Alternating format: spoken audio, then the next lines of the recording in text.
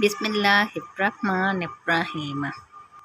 हज़रत अब्दुल्ला बिन अब्बास रज़ी अल्लाह ताला अन्हों से रिवायत है कि नबी अकरम सल्लल्लाहु अलैहि वसल्लम के सामने एक आदमी ने हवा पर लानत भेजी तो आप सल्लल्लाहु अलैहि वसल्लम ने फरमाया, हवा पर लानत ना भेजो, इसलिए कि वो तो अल्लाह के हुक्म की पाबंद है, और जिस शख्स ने किसी ऐसी चीज़ पर लानत भेजी जो लानत की मुस्तहिक नहीं है तो लानत इसी पर लौट आती है।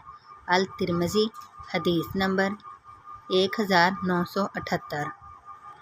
हज़रत जाबर रज़ी अल्लाह ताला अन्हों से रिवायत है कि रसूलुल्लाह सल्लल्लाहु अलैहि वसल्लम ने फरमाया, मेरे नज़दीक तुम में से दुनिया में सबसे ज़्यादा महबूब और क़यामत के दिन मुझसे सबसे ज़्यादा करीब बैठने वाले वो लोग हैं जो तुम में बेहतरीन अखलाक वाले हैं, और मेरे नज़दीक तुम में दुनिया में सबसे ज़्यादा काबिल नफ़रत और क़यामत के दिन मुझसे दूर बैठने वाले वो लोग हैं जो बतौनी बला एहतियात बोलने वाले, ज़बान दराज और तकब्बुर करने वाले अल-मुतफ़ाहिकून हैं। सहाबा ने अर्ज़ किया, अल्लाह के रसूल, हमने सरसारून, बतौनी और मुतशद्दिक़ून बला एहतियात बोलने वाले को तो जान लिया, लेकिन कौन लोग?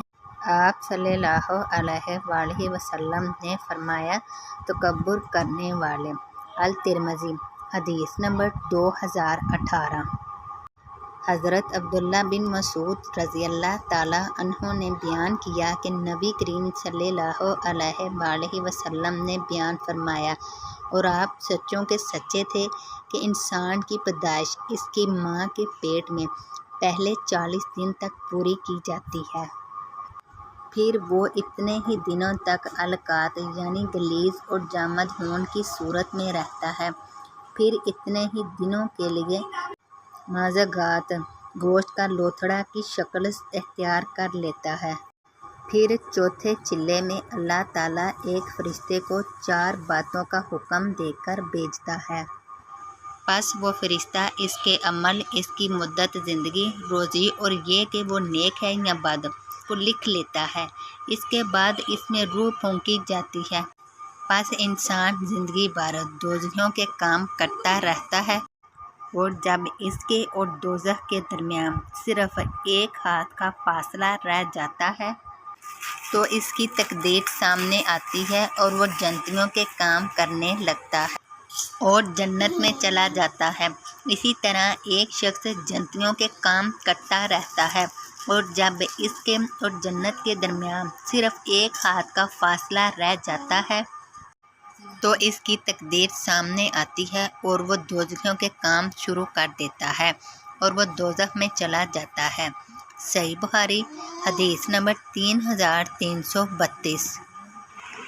हज़रत अबू हुरैरा रज़ी अल्लाह ताला अन्हु कहते हैं कि एक दिन रसूल करीम सल्लल्लाहु अलैहि वसल्लम ने फरमाया कि कौन शख्स है जो मुझसे 5 बातों को सीखे और फिर इन पर अमल करे, या इस शख्स को सिखाए जो इन पर अमल करने वाला हो।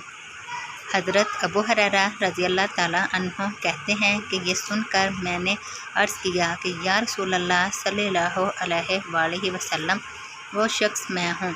हजूर सल्लल्लाहु अलैहि वसल्लम ने सुनकर मेरा हाथ पकड़ा और वो 5 बातें गिनाई और इस तरह बयान फरमाया। नंबर 1, तुम इन चीज़ों से बचो जिनको शरीयत ने हराम करार दिया है।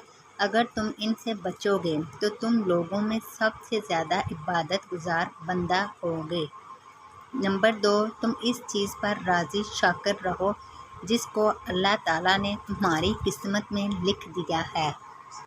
अगर तुम तकदीर इलाही पर राज़ी मुतमिन रहोगे तो तुम्हारा शुमार तनग्गर तरीन लोगों में होगा, यानी जब बंदा अपने मकसूम पर राज़ी मुतमिन हो जाता है और तमा हिर्स से पाक होकर ज़्यादा तलबी की इख्तियाज नहीं रखता तो वो मुस्तगना और बेनियाज हो जाता है।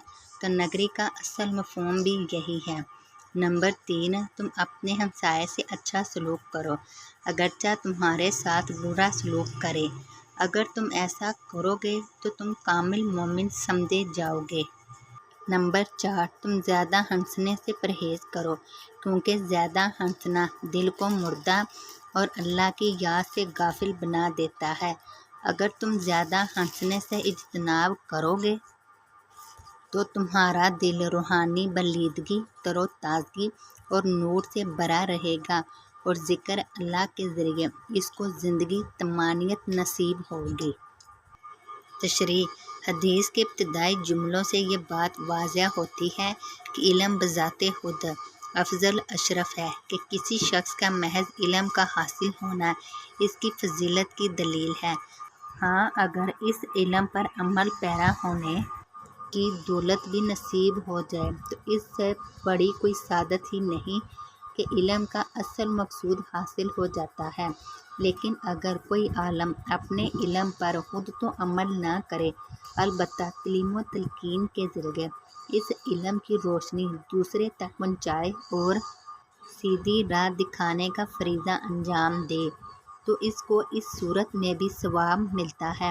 اس سے یہ بھی معلوم ہوا کہ بے عمل کا لوگوں کو نیکی بلائی کی تلقین کرنا اور برائی سے روکنا درست ہے۔ محرم کے مفہوم میں ہر طرح کی ممنوع چیزوں کو اختیار کرنا اور جن چیزوں کو اختیار کرنے کا حکم دیا گیا ہے ان کو ترک کرنا شامل ہے۔ لہٰذا تم محرم یعنی ان چیزوں سے بچو جن کو شریعت نے حرام قرار دیا ہے۔ اس کا مطلب یہ ہے کہ نہ صرف ممنوع اور حرام چیزوں سے اجتناب کرو بلکہ شریعت نے جن چیزوں کو اختیار کرنے کا حکم دیا ہے ان کو ترک کرنے سے بھی اجتناب کرو۔